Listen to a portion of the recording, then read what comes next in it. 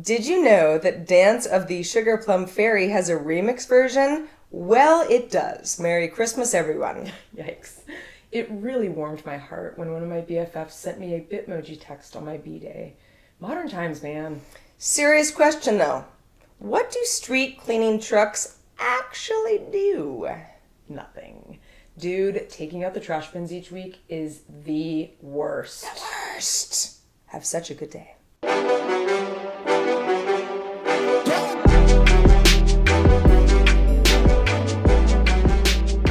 Well, hello world, and welcome to Having such a good day. having one, as Heather and I clearly are. Yes, we are. Always. Shortly before we started the show, I realized, and this is a few days old, so it's a little bit my bad as well, that my dog chewed through two like major power cables that power the lights that we usually use to illuminate our beautiful faces for the video version of the show. So we're just using my overhead lights tonight. Hope you like them. So it's not our fault. It's Otis's fault. He's in the doghouse. He's in the doghouse, which is his crate, which he actually knows how to get out of. So, you know, there's a bit of a power struggle happening in my home. No pun intended. Actually, no.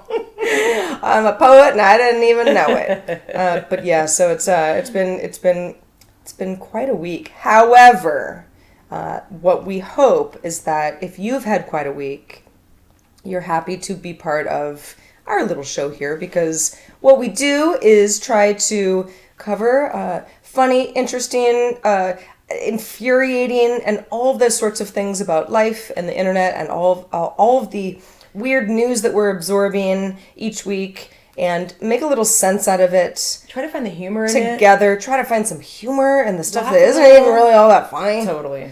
And put a smile on each other's faces, because man, do I need one. I know, man. Well, hopefully after the show, you will be feeling 100% better. Already do.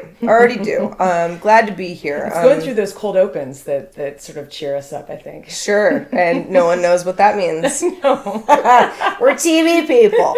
Yeah, Heather and I are, we're so happy to be on episode 23. We are. I mean, it's a little bit of a random number. It's the Jordan Show. The Jordan Show? Michael Jordan's number was 23. Oh, got it. See, not a sports person. It's okay. It's fine. I know.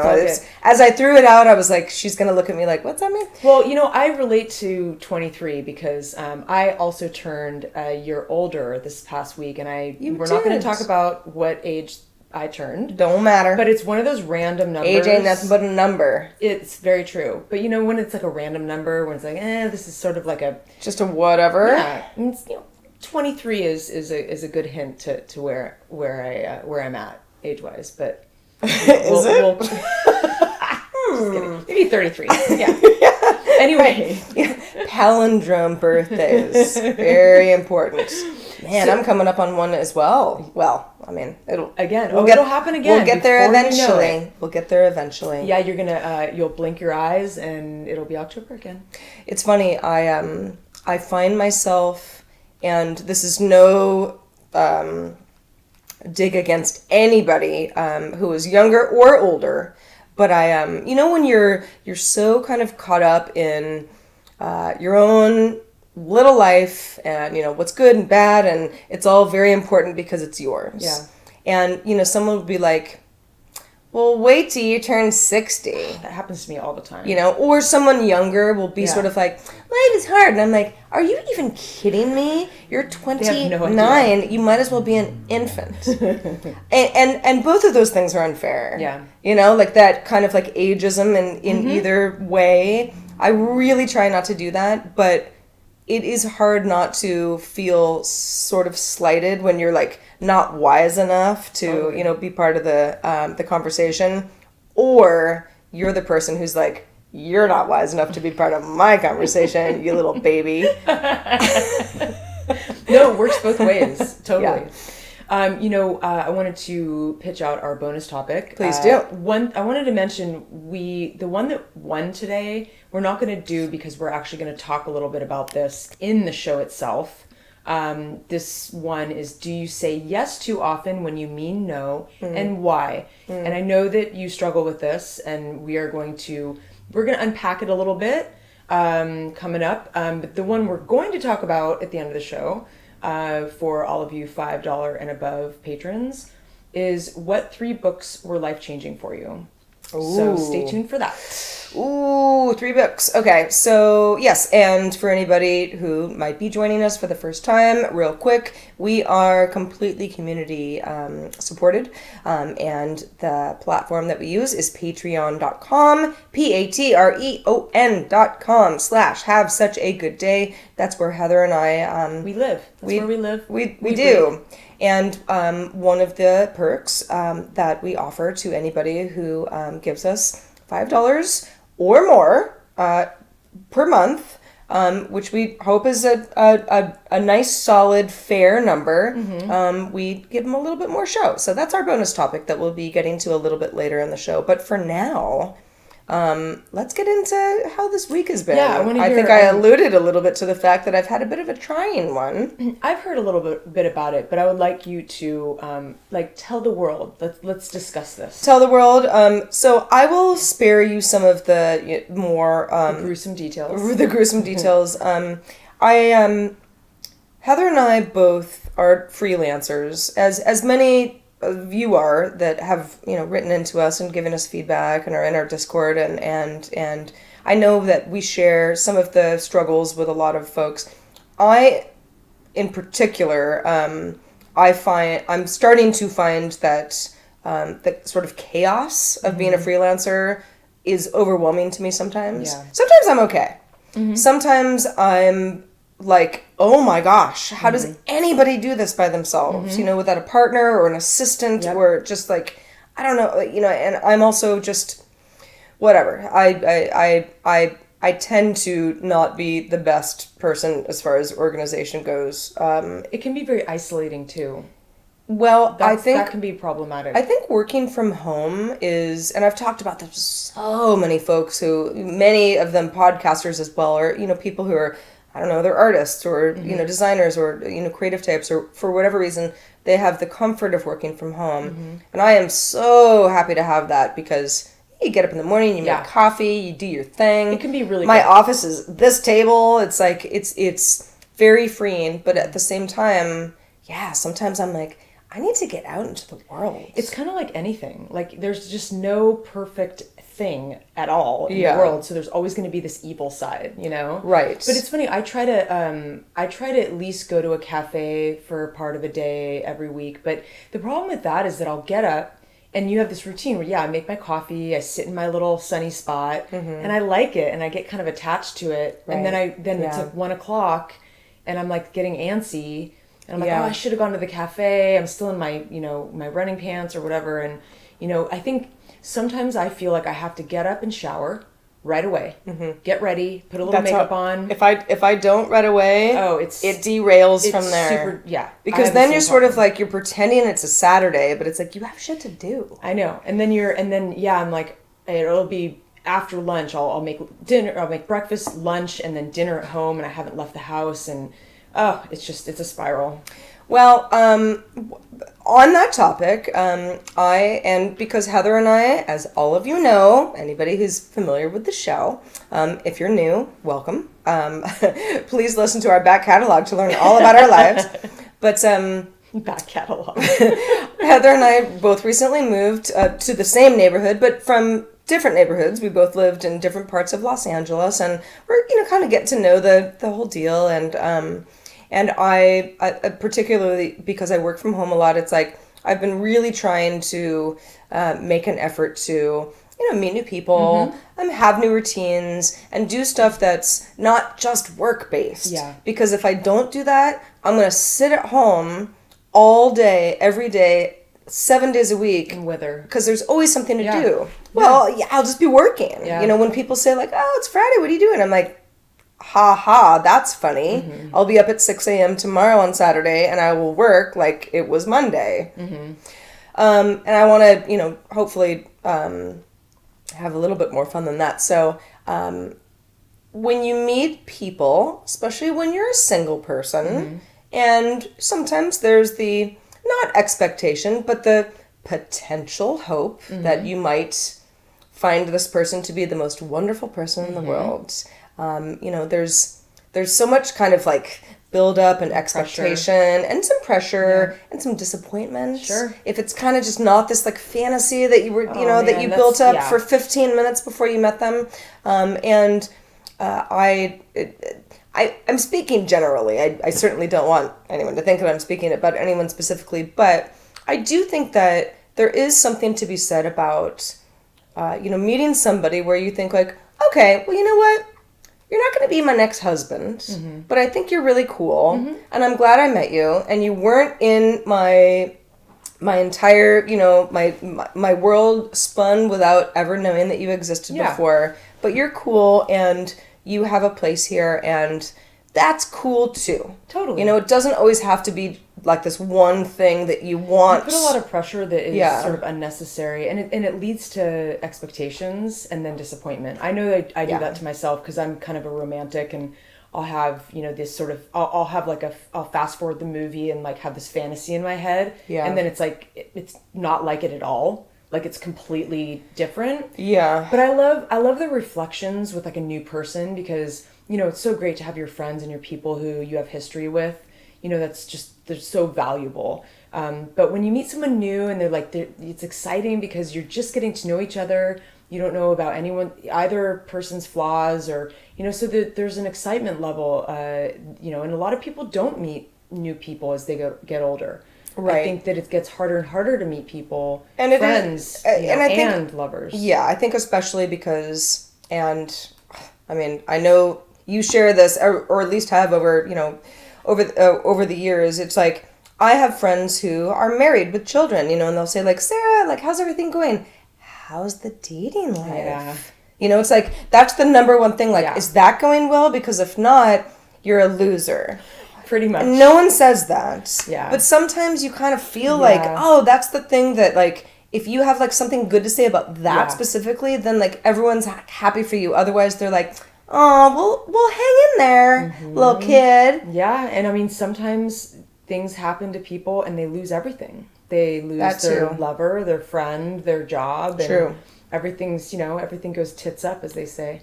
Dude, what does that mean? Like you're like tits up? Yeah, it's like you're floating ship. Dead in the water. Yeah. Okay, cool. Yeah. It's a great expression. Yeah, well, I haven't heard it before. Oh, you haven't? Oh, I thought you would. I thought that you'd probably used it before. Tits up, being the wordsmith that you are, sounds a little different to me. It's such a good visual because you imagine someone bobbing like Yeah. Okay, got it. You're dead. Maybe you're dead and floating. I wonder if I learned that from osmosis watching the Marvelous Mrs. Maisel because the script in that show is very funny in that way. Like they use a lot of really funny expressions. That's one of those shows that is a critic's fave. I'm telling you, and I don't like it. I know how you feel about it, but I will give it another try because I haven't given it a fair shot. I want you to. It took me like 3 episodes to get into it. So you haven't watched the first season? I've watched about half of the first season. I almost like the second season better. Well, there you go. Sometimes so shows will grow on you a little bit, and I don't know. Who even knows why I didn't like it. It's so funny. It's very amusing, very entertaining. But anyway, I didn't cut you off. Weird week. Yeah. No, it's fine. I'm done. I just it's keep on keeping on, everybody. Keep on trucking. Yeah.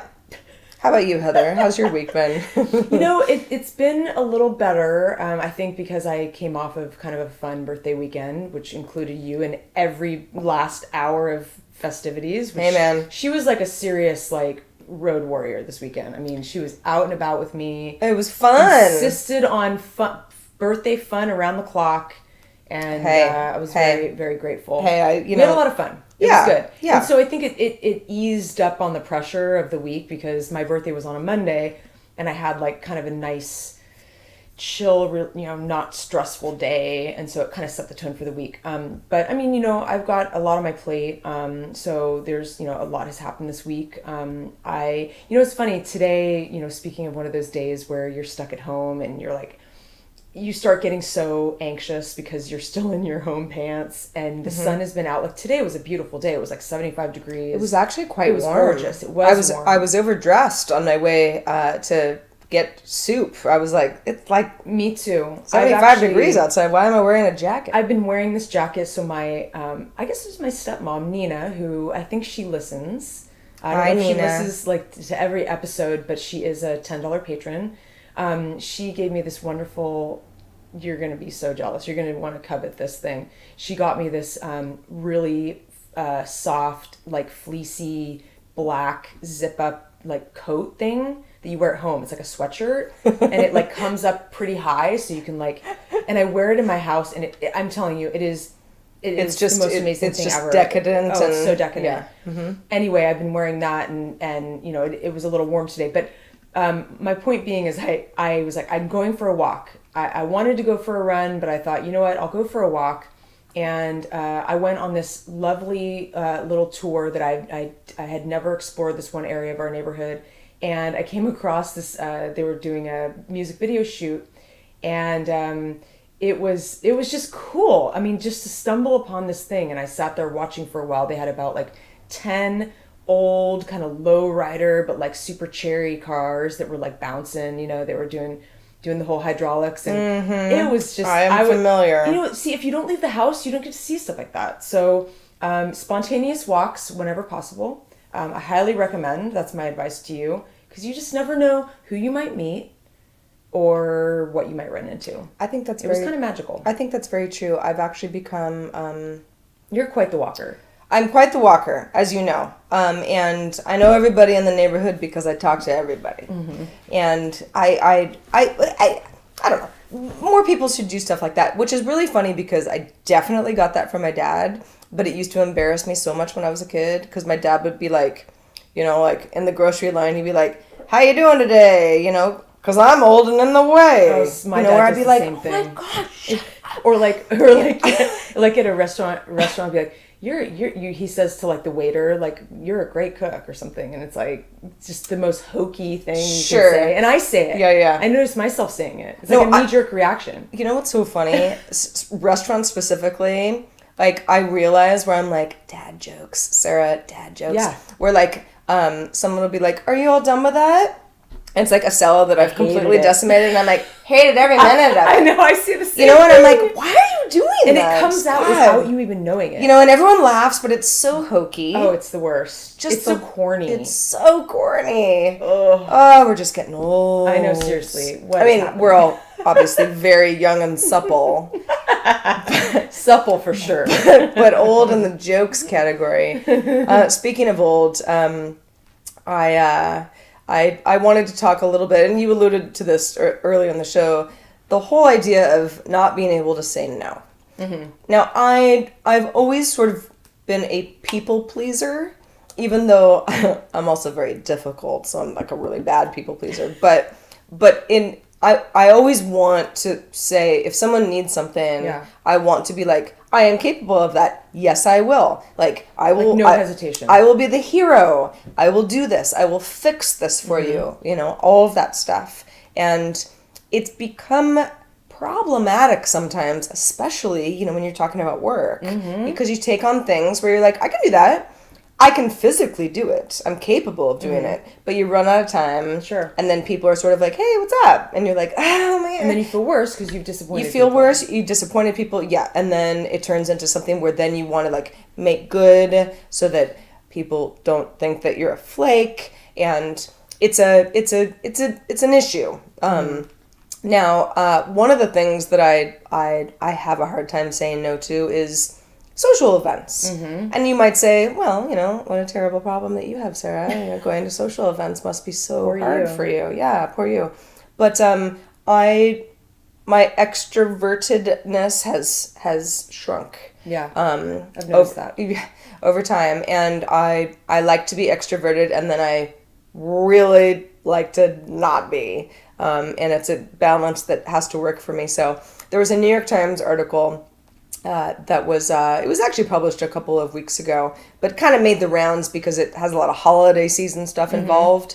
And I thought that it was apropos to our conversation, and it was all of the ways that you can get out of social obligations. I've read this actually. Yeah, so it's like, it's the Christmas party. Yeah. Christmas party on Saturday. I say to you, Heather, are you coming to my Christmas party? And you're like, yeah, sure. And then you have to figure out later, because for whatever reason, you're not going to go. And you know you're not going to go.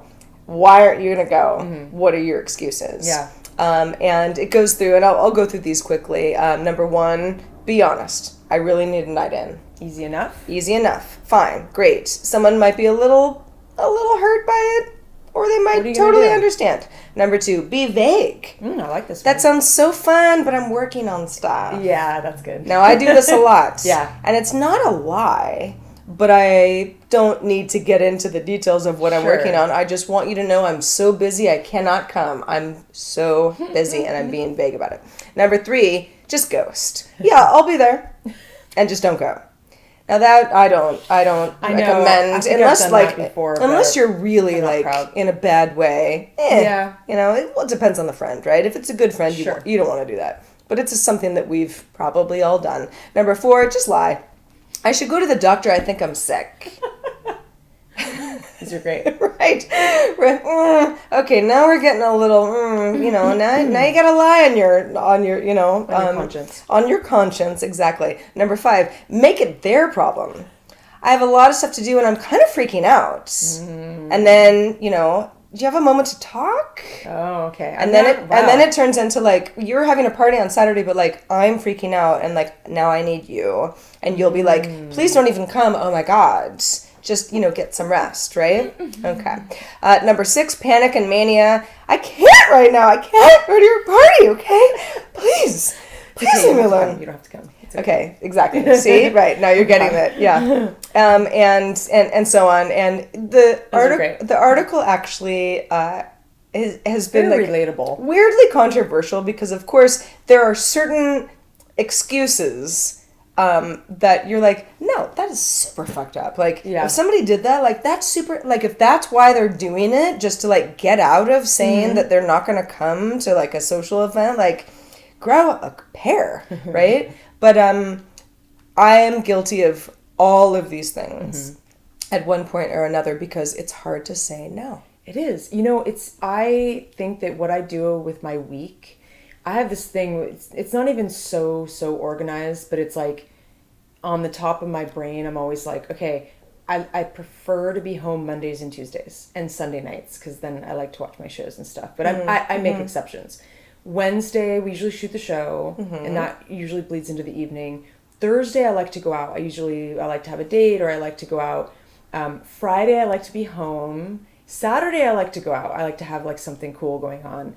And obviously stuff during the day too, like go do something on Saturday. And there's total exceptions to all these rules. But if I have that in my mind where I know that I'm going to have at least like 2 nights a week that I know that I'm going to be home making dinner and relaxing and being introverted, then I feel like I don't get worked up into a frenzy because I know that, tomorrow I'm going to have my night that I can just take it down a notch. Yeah. Yeah. So I think that might be a good way for you to do it is map out your week a little bit, and carve out your own time. Yeah. I have to do that or I'll be saying yes to too many social things and I'll be exhausted and I'll get myself sick and all that.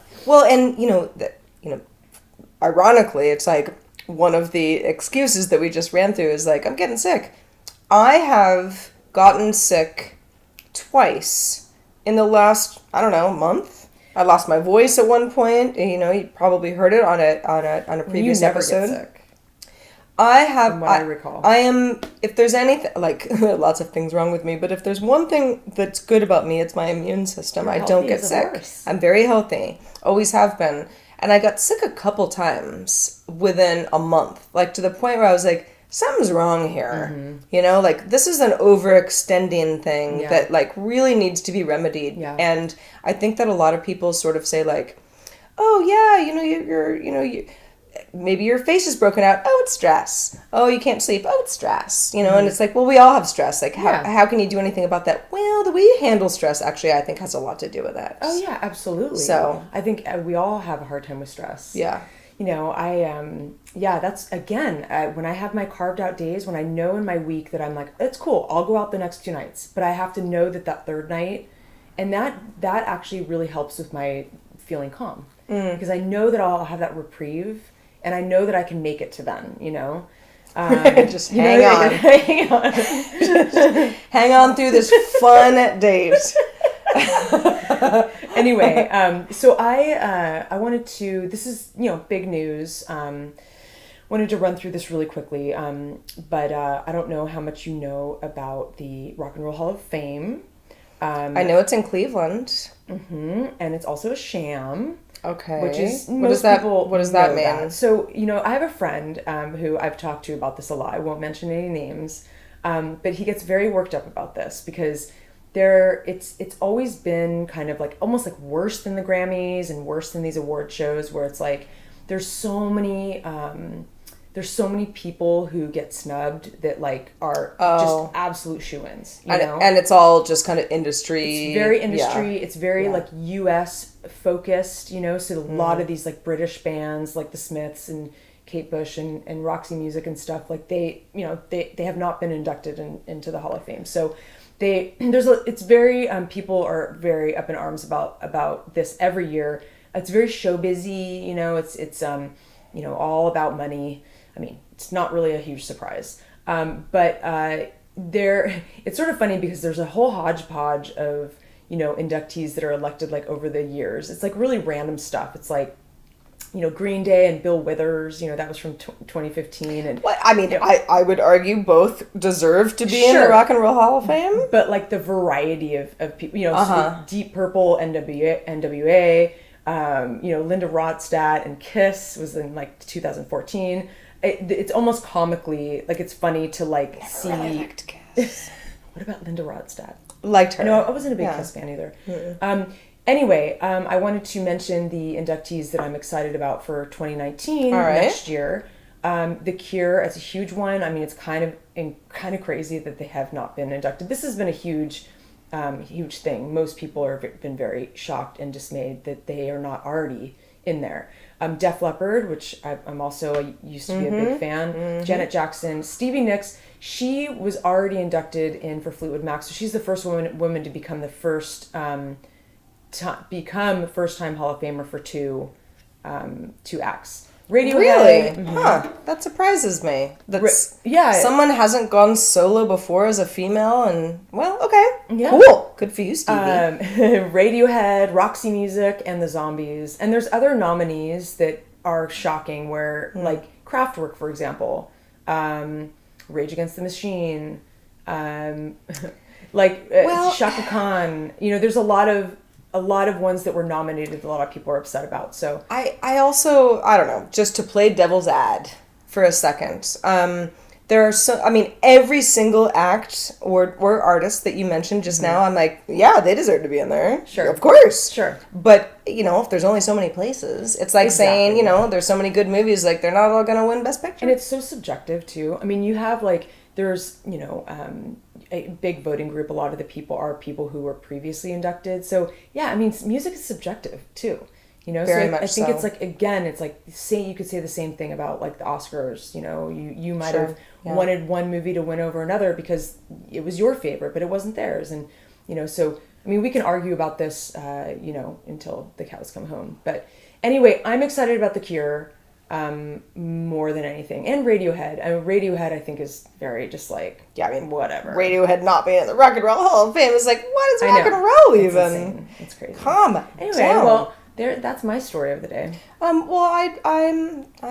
I'm glad that The Cure, which I know is very near and dear to your heart more than ever, lately, will get their day in the sham sun, as it were. What isn't a sham is our community. Is us. And us. We're just a sham. We're a collective coolness. Obviously, look at us. Wait, what is a shim sham? I'm actually looking at my cat, Lucy, sitting on my... What is she doing? My kitchen counter. So not allowed, by the way. She's Let, doing it because... She's doing it because she thinks that I am stuck over here and I won't let her stay there. And you know what? She is absolutely motherfucking get down. Oh, the Shim Sham, aka the Shimmy, is, or just the Sham, is a particular tap dance routine and is regarded as tap dance's national anthem. I didn't know that. Because Shim Sham, I don't know, that term came to me. Tap dance has a national anthem? Shim Sham. I just like to say it. Say it, Shim Sham. Rhymes with Tim Tam, which is a dessert that some people like. Tim Tam?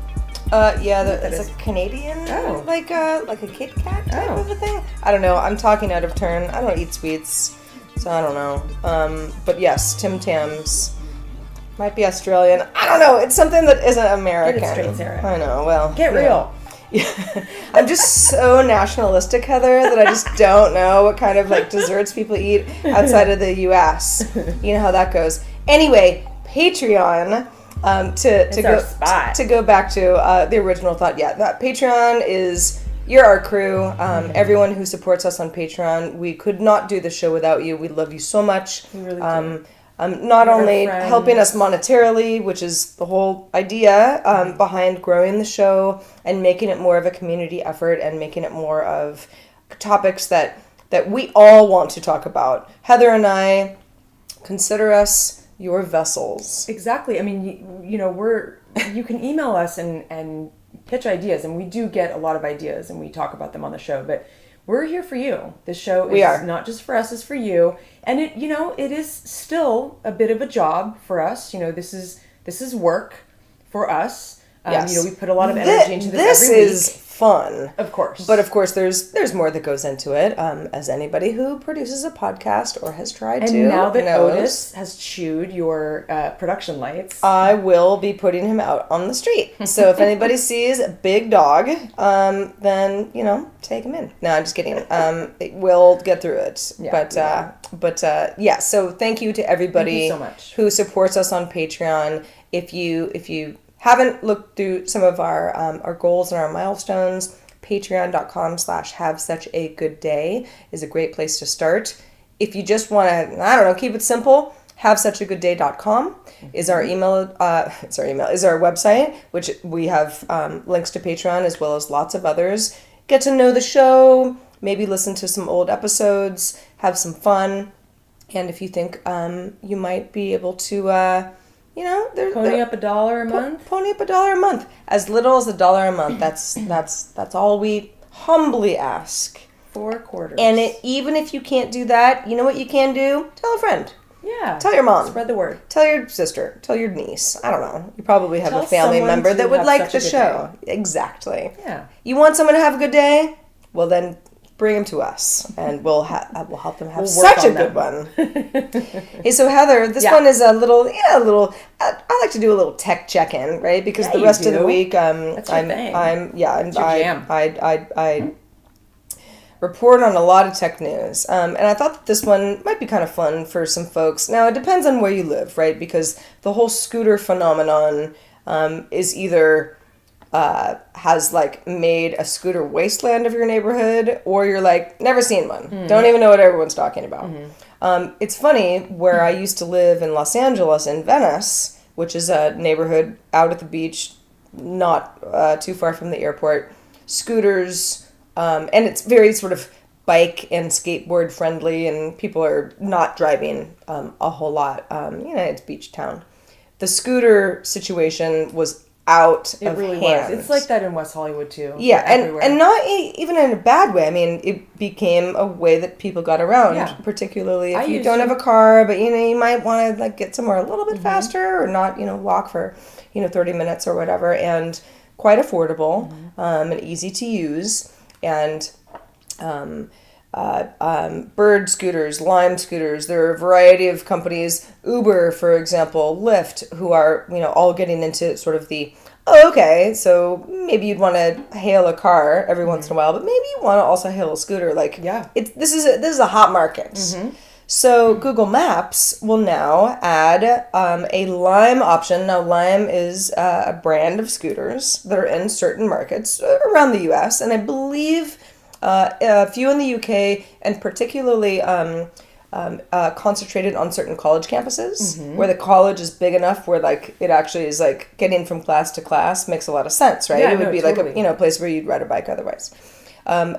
Google Maps will now add an option for transit. That makes sense. Yeah, when you look up, like we're here at my house now. If I say, like, okay, I want to go to Heather's house, Google Maps will now say, oh, okay, well, are you driving? Are you walking? Do you want to take public transportation? Or would you like to take a scooter? And here's the cool part of it. It's not only, oh, this is how far, this is how long it would take for the scooter to go from point A to point B. It's also, and here's where the nearest scooter is. Oh, yeah. Because that's the issue with a lot of, if you're in a concentrated area, well, they're like riddled on every corner. But if you're not, you're like, well, where's the nearest scooter? I don't know. We have to open the app and then look at the map. You open the app, but yes, which Google Maps actually will kick you into. I think it's... If you decide to say, like, yes, I want the scooter Sure. option, then you get redirected into Lime's official app, and then they take it from there. But it helps with the whole... I mean, I'm looking at stuff in Google Maps once a day at like 20 minimum. times a day. Yeah, so... I'm like constantly on Google. Yeah, so it's it's just kind of one of those I think like it's great. okay, I mean, you got yet one more transit option. I think it's great. Because I'm always doing. I'm like that person that's like, how long is it going to take me at this time of day? It's hard to do in LA because they'll say 20 to 50 minutes, and you're like, well, that doesn't help me. But Right. I don't know if they're going to be dropping some scooters on this side of town. I haven't seen any. I see I'm sure that they would eventually. I see a few here I'd probably use them. here and there, but yeah, it's not. Because it's more hilly, and I feel like it's not. Like maybe that's why. all the more reason that Yeah, people maybe. would want them. Yeah, that's unless true. they're not good on hills. Hard to say. Yeah, they go like 15 miles an hour or something. Well, I think they top out. I think they top out, yeah. Yeah. Sometimes you get one that's like very laggy, where you're like, I'm definitely only going like 2 miles an hour, but still I'm just chilling and cruising. But yeah, we don't have a lot of scooters in this No. part of town. I get excited about this new like subtle changes in technology. Today, me and a group of my friends who are on a group chat, we're trying to figure out how to add the sticker and Bitmojis. This is with the new OS, and so you can react to. So how now you can react to a text with a heart or a thumbs up or a haha. Right. Or exclamation point. Well, now you can drag and drop a baby little thumbnail of a Bitmoji. It's kind of amusing. It's kind of a mess, but it's also like it's like chaotic, but like really fun. And so one of the people in my chat knew how to do it, and everyone else was freaking out because they couldn't figure it out, and it was a real bonding experience. Well, isn't that nice, group chatters? More Bitmojis for all. They're called Chat Olympics. If any of you are listening, hello. Yes. Hello, ladies. I know some of you are supporters of the show, and Yeah, they are. we appreciate it very much. Very, very much so. Speaking of ladies and friends, you like the show Friends, don't you, Sarah? Love the show. I knew you were a big Friends. fan. Like, do you feel like you like Friends? This is a tough question. You ready? Yeah. If you had to have one show only, would it be Friends or Seinfeld? Seinfeld. Yeah, I know, me too. See, that's how I feel. Seinfeld is the funnier show. Yeah. In my opinion. Yeah. Friends is more of a Comforting. security blanket. I know, exactly. See, yes, this is exactly what I was going to say because it's been in the news. Have you seen the news about Friends? No. Oh, okay. Well, so a lot of people were very upset recently because Netflix announced that they were going to end. Right now, the whole show, all the seasons are streaming on Netflix. Right. They had teased out that they're going to end that on the 1st of the new year, on 1/1/19. So people, everyone was like, I hate you, Netflix. You're so mean. Like all these things. And Netflix was actually really clever writing them probably back. doesn't have anything to do with licensing agreements. It's because Netflix is mean. No, like one girl said something like, she was just like, why would you do this? Would do something bad to me, Netflix? And Netflix like wrote back like, I would never do anything bad to you. Like it was cute the way they were kind of responding on Twitter. Right. But so they quickly, within I think 24 hours, they responded by. So let me just take you back to the beginning. Okay. They started at $30 million a year that they paid previously to stream the show. Okay. Okay. And then they were going to end it in the beginning of the year. Well, now they had responded to everybody's backlash. They're going to drop $100 million, $100 million to keep it going. I mean, that's just unbelievable. So basically, they're reversing their decision. Keep the show streaming through 2019, so the end of the year. So that's only 1 year. You know, it's not like 10 years. You know, so now, like, I think that a lot of the internet is probably very happy. But it's funny, it made me think about the show, and it's like, you know, it is probably one of the most popular TV shows in history. And I was thinking, like, why is it so good? And you already said it. You know, the show does feel like it's a friend itself. Like, that you know these people, and every time you turn on an episode, you feel like you have this sense of, you know, comfort and belonging with these people that you don't really know. But right. I mean, we were talking about stuff that's corny. Yeah. Friends is corny. Mm-hmm. That's a very corny show. Certain episodes more than others. They pull it off. But yeah, it's but in a lovable way. Sure. And I think that, and there are, you know, it's funny, especially because when it became available on Netflix, certain friends friends of mine that hadn't watched it when it was, you know, in its first run at 8 p.m. on Thursdays on, you know, NBC must-see TV, they were like, wow, you know, there's some jokes that are a little homophobic, turns out. It's a very white show, too. Well, the show is dated. It's very dated. In a way where you're like, you know, there are certain things that just, it wouldn't fly anymore. Nope. And that's... Which is so interesting. Right, and you get that with a lot of comedy series, obviously. But Friends was such a social phenomenon that I'm very fond of it, and I don't know if I've ever mentioned it on this show before, but when I was traveling in my extended travel, there was a town in Laos called Vang Vieng, and if you've been there, you know what I'm about to say. It's in the middle of nowhere, to say the least.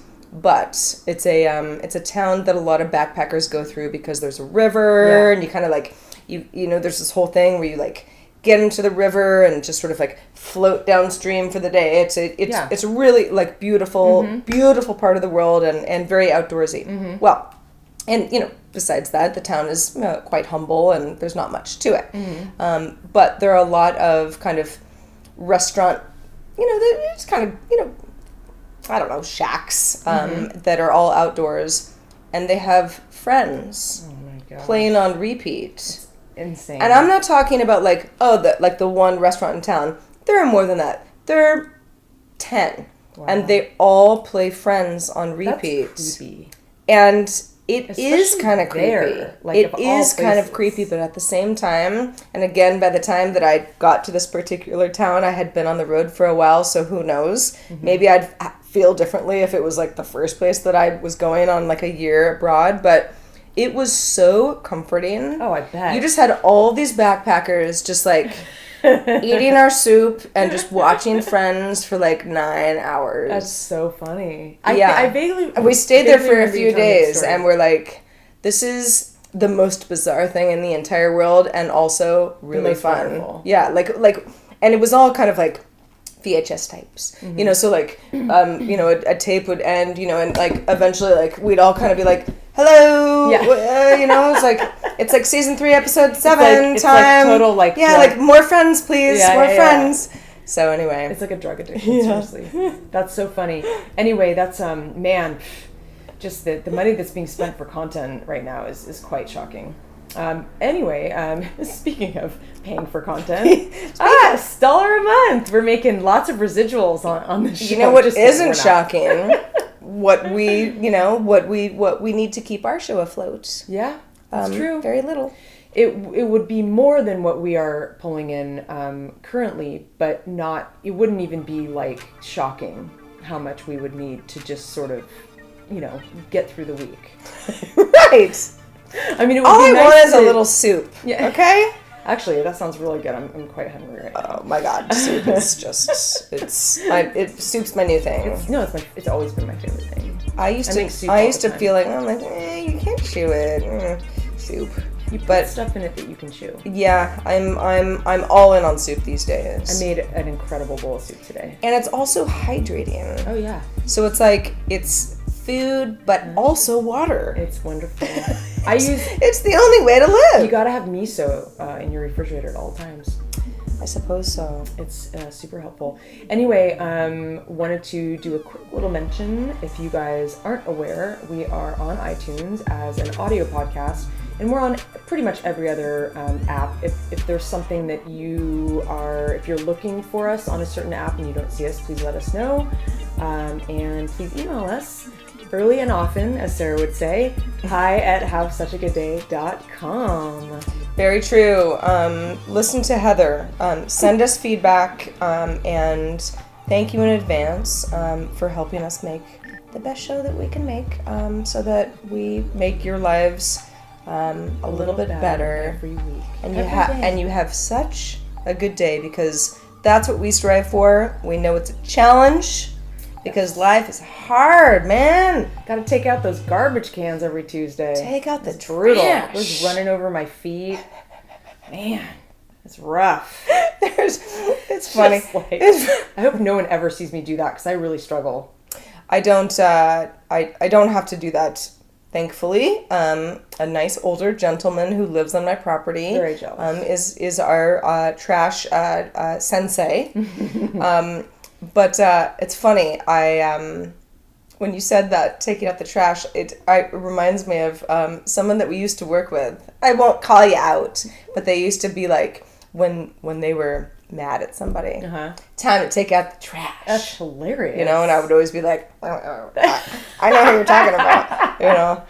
That's pretty funny. And I love it when like someone has like that one like signature like expression that they say all the time. Yes, it was a signature expression for sure. I think mine is I wouldn't kick him out of bed for eating crackers. Right, and I've asked you in the past where I'm like, would you kick them out of bed for eating other things, or is it just crackers? I think I'm picking apart the term of endearment too much. I don't mind other things. I think crackers are just very sharp, and if you roll over onto a crumb, it can like hurt your butt. I have eaten crackers in bed for sure in the past. Be kicking you out then. But I also, we won't belabor this point too much, but this was also in the day where I used to have a TV in my bedroom, and we've talked about this recently. 2 decades. I haven't had a TV in my bedroom for a long time, and I don't really want one, even though sometimes it's like, well, it would be nice to like lay in bed and watch a movie, but my couch is comfortable enough. But